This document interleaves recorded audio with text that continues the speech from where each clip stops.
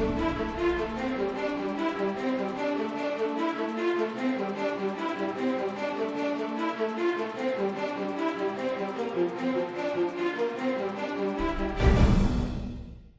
it's not to be confused with just anger. You know, at times we do have to get angry, but not violent in family situations. But anger is the emotion that can drive us toward action. If we see something that unjust, it can cause us to do something that we wouldn't normally do, that we might be too fearful of doing. For instance, things that are very detrimental, like mortal sin, maybe in our own children, or disrespect for parents or for others. You know, especially for me, for disrespect for my wife. I won't allow anybody to disrespect my wife. Deliberate disobedience, when it's not for self, when it's not selfish, then just anger can be something that'll make us do the thing we're supposed to do. And on that CD as well as here in the book, the common example is the Lord cleansing the temple. No, it is not anger itself that is wrong, but rather inordinate anger in the service of self that's wrong.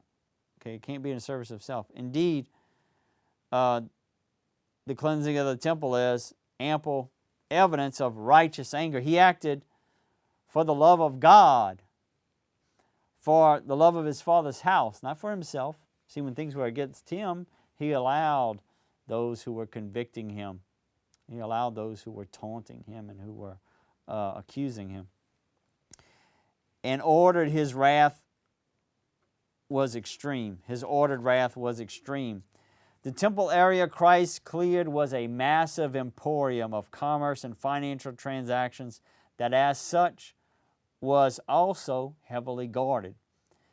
At the times of the cleansings, it was at peak operation.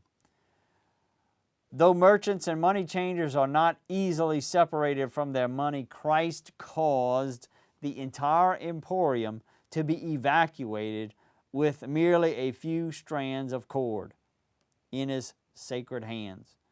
A few strands of cords that in effect might just as well have been a .50 caliber machine gun. Again, dads, we may not necessarily need to be that violent and to move that kind of thing with those things that go on in our home. But we can still be just as impactful. This kind of power that our Lord displayed there, we possess also as fathers.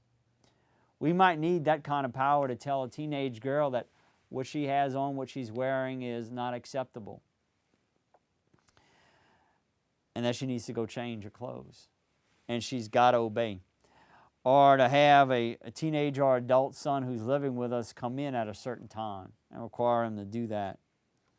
Or to require a wife to be up at a certain time and to get a certain task done.